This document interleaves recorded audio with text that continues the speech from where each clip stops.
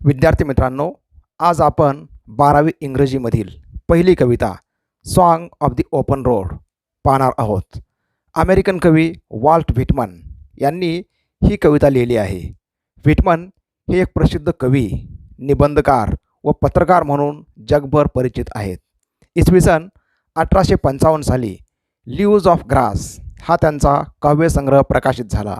याच काव्यसंग्रहातून song of the open road ही कविता घेतलेली आहे. आत्मजागरूकता, स्वातंत्र्य आणि हृदयाची कोमलता ही कवितेची मध्यवर्ती कल्पना आहे. Self awareness, freedom and tenderness या तीन गोष्टींना कवी कवितेमध्ये अत्यंत महत्त्व देतो. हू ॲम आय, मी कोण आहे, या प्रश्नाचे उत्तर म्हणजेच सेल्फ अवेअरनेस किंवा आत्मजागरूकता. Freedom is life and slavery is death. म्हणूनच फ्रीडम ही सुद्धा कवितेमधली एक महत्त्वाची कल्पना आहे.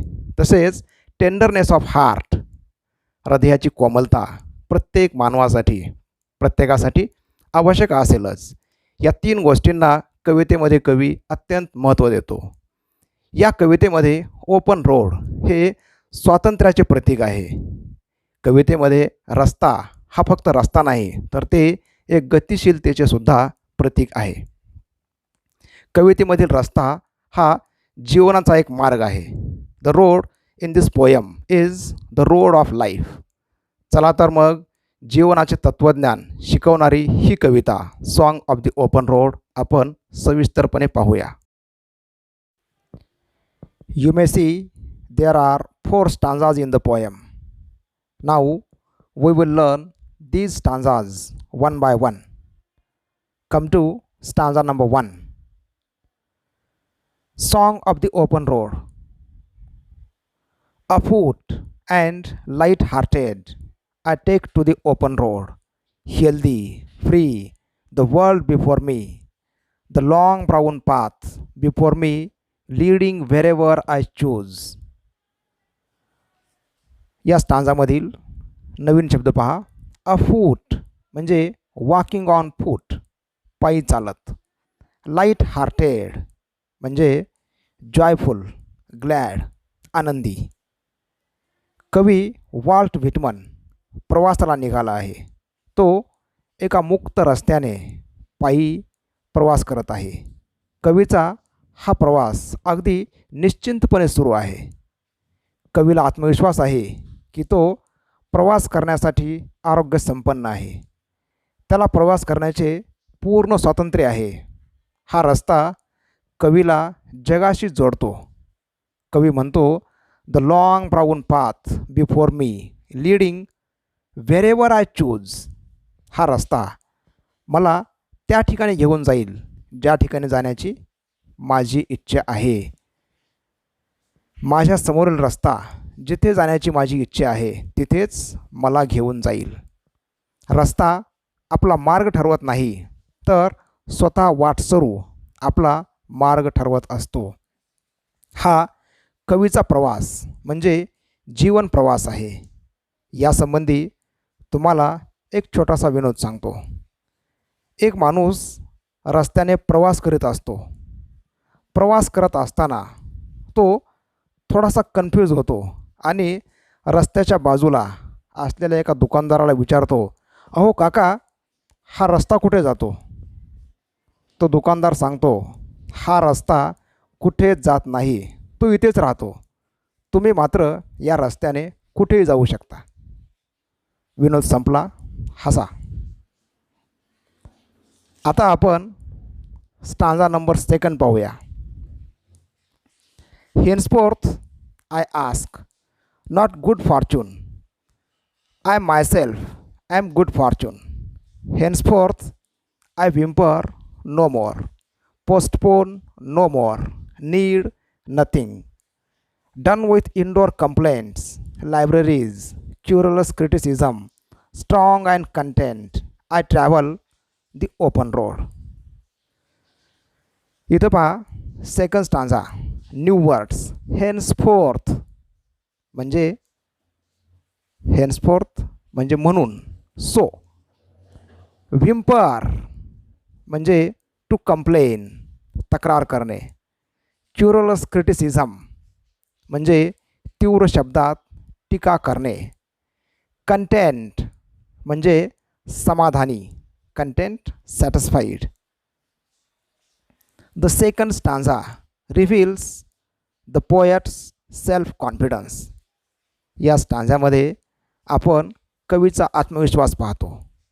कवी इथं म्हणतो, प्रवासात दैवाची अनुकूलता किंवा नशिबाची साथ मिळाली पाहिजे असा विचार कवी करत नाही.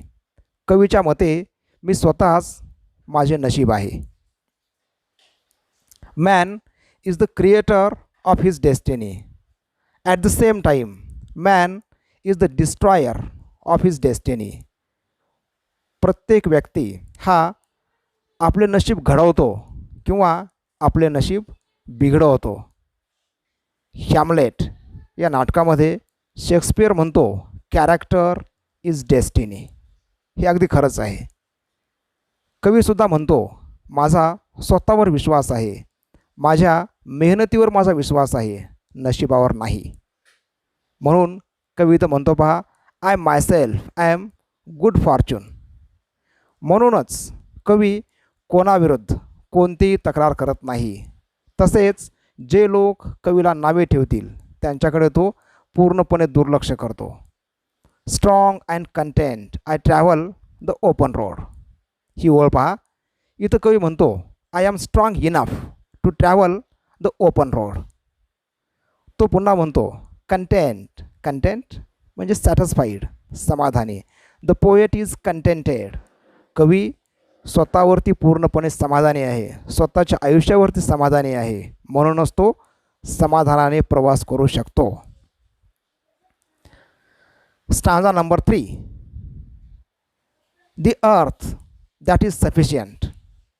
I do not want the constellations any nearer. I know they are very well where they are. I know they suffice for those who belong to them. नवीन शब्द पहा. Constellations means a group of famous and influential people म्हणजे प्रभावशाली लोक. Suffice means to be enough or sufficient म्हणजे आवश्यक तेवढे. कवी आपल्या आयुष्यातील सर्व अडचणींचा सामना करण्यासाठी स्वतःला समर्थ समजतो. कवीला वाटते की ही सृष्टी आपल्या गरजा पूर्ण करण्यासाठी पुरेशी आहे. आपण आपले आयुष्य स्वबळावर जगले पाहिजे. स्वावलंबी असणे म्हणजेच यशस्वी असणे. जीवन जगताना, जीवनाचा प्रवास करताना कवी प्रभावशाली लोकांची मदत घेणे कटाक्षाने टाळतो. त्यांचे वर्णन इथं कवीनं केलेलं आहे, पहा. कॉन्स्टलेशन्स, हे लोक त्यांच्या ठिकाणीच चांगले आहेत. म्हणून कवी म्हणतो, I know they are very well where they R. कवीला वाटते की हे प्रभावशाली लोक स्वार्थी आहेत, म्हणून त्यांच्याविषयी कवी सांगतो, they suffice for those who belong to them. यानंतर पहा स्टांजा नंबर 4.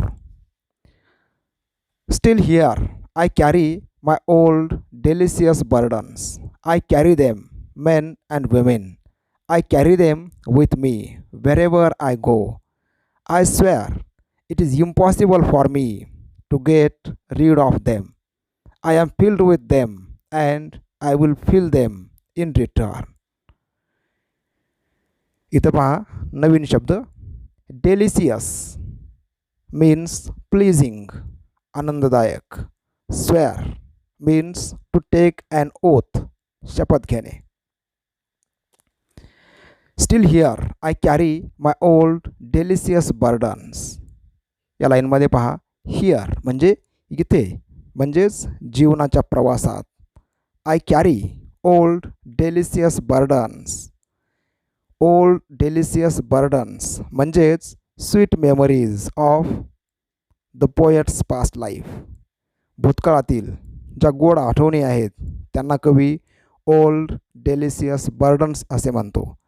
आयुष्याचा प्रवास करत असताना कवी ज्या ज्या ठिकाणी जाईल त्या त्या ठिकाणी या गोड आठवणी कवीला सोबत करतील. म्हणून कवी म्हणतो, I carry them with me wherever I go. कवी सांगतो की भूतकाळातील या आठवणीपासून मुक्त होणे ही अशक्य गोष्ट आहे. भूतकाळ हा आपल्या वर्तमान काळाचा एक भाग असतो. भूतकाळातील गोड ओझी किंवा प्रेमळ बंधने, डेलिशियस बर्डन्स ही कवीच्या आयुष्याचा भाग आहेत व कवी स्वतःला त्यांच्या आयुष्यात सामावून ठेवू इच्छितो. म्हणून शेवटी कवी म्हणतो पहा, I am filled with them and I will fill them in return. म्हणजेच माझे आयुष्य या चांगल्या लोकांमुळे भरून पावले, या गोड आठवणीमुळे माझे आयुष्य भरून पावले व मी सुद्धा त्यांच्या आयुष्यातला एक चांगला भाग बनून राहीन. इथे ही कविता संपते. Now tell me, what do you learn from this poem? तुम्हाला असा क्वेश्चन विचारला जाईल as a question of personal response. या कवितेवरून तुम्हाला काय शिकवण मिळते? या प्रश्नाचे उत्तर अनेक प्रकारे तुम्हाला देता येईल. जीवनाचे तत्त्वज्ञान सांगणारी ही एक रूपकात्मक कविता आहे. मानवी जीवन हा एक प्रवास आहे. जन्मापासून हा प्रवास सुरू होतो व मृत्यू हा या प्रवासाचा शेवट असतो. तेव्हा जीवन जगत असताना स्वतःला ओळखा. नशिबापेक्षा स्वतःच्या कष्टाला, मेहनतीला महत्त्व द्या. स्वावलंबी व समाधानी जीवन जगा. आयुष्यातील नातेसंबंध, प्रेमळ बंधने प्रेमळपणे पाळा. अशा प्रकारे जीवनाविषयी चिंतन करण्यास भाग पाडणारी ही एक जगप्रसिद्ध कविता आहे. आता आपण कवितेमधील अलंकार पाहूयात. Metaphor, an indirect comparison between two dissimilar objects or things, is called metaphor. A metaphor states that one thing is another. Metaphor म्हणजे रूपक अलंकार. दोन गोष्टीमध्ये केलेली अप्रत्यक्ष तुलना म्हणजे मेटाफर हा अलंकार असतो. या अलंकारामध्ये एका गोष्टीचे वर्णन आपण दुसरी गोष्ट आहे असं समजून याचं वर्णन करतो. उदाहरण पहा, Helen was a beautiful rose. इथं पहा, queen Helen is compared to a beautiful rose. हे म्हणजेच ते असं वर्णन केलेलं असेल. किंवा time is money is also an example of metaphor. In our poem road is a metaphor. उदाहरण पहा, afoot and light hearted I take to the open road. या लाईनमध्ये पहा, रोड म्हणजेच the path of life. The path of life is described as road, so it becomes an example of metaphor. नंतर पुढचा अलंकार पहा, paradox. या अलंकारामध्ये म्हटलं पहा, paradox is a statement that seems impossible because it contains two opposite ideas or facts, but it makes a good sense. It may be true. या अलंकारामध्ये दोन असे स्टेटमेंट्स असतात किंवा दोन आयडिया असतात आणि जेव्हा आपण ती आयडिया पाहतो किंवा वाचतो तेव्हा आपल्याला असं वाटतं ही कल्पना अशक्य आहे. परंतु जेव्हा आपण त्याचं स्पष्टीकरण करतो, जेव्हा त्याचं आपण इंटरप्रिटेशन करतो तेव्हा त्याचा योग्य अर्थ आपणाला समजतो. जसे की पहा, child is the father of man. हे उदाहरण पहा, child is the father of man. आपल्याला वाटतं हे कसं शक्य आहे, परंतु जेव्हा आपण ते स्पष्टीकरण करतो तेव्हा आपण असं म्हणू शकतो, childhood is the beginning of manhood. किंवा every father was a child, so we think child is the father of man is true statement. Such statements are called paradoxical statements or examples of paradox. आपल्या पोयममधलं उदाहरण पहा, I carry my old delicious burdens. Burdens can not be delicious, but when we interpret the line we understand burdens cannot be delicious. It is true, But the poet's heart is full of sweet memories of good people, but he wants to be free from any type of attachment. So I carry my old delicious burdens. It becomes an example of paradox. पुढचा अलंकार आहे पहा, repetition. In this figure of speech, a word or expression is repeated. For example, I whimper no more, postpone no more. लाईनमध्ये no more no मोर हे जे expression आहे ते repeat झालेलं आहे. याला म्हणतो आपण एक्झाम्पल ऑफ रिपिटेशन. म्हणजे हा अलंकार अगदी सोपा असेल की जर एखादा शब्द किंवा एखादं एक्सप्रेशन पुन्हा पुन्हा येत असेल त्याला म्हणतो आपण एक्झाम्पल ऑफ रिपिटेशन.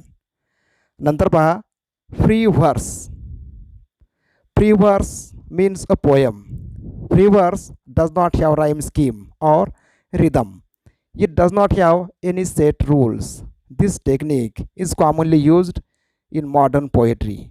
या कवितेमध्ये किंवा प्रिवर्समध्ये, ज्याला मराठीत म्हणतो आपण मुक्त छंदामधली कविता, यमक जुळणारे शब्द नसतात किंवा कडव्यातील ओळीची संख्या निश्चित नसते आणि ही कविता कवितेच्या अनेक नियमापासून मुक्त असते.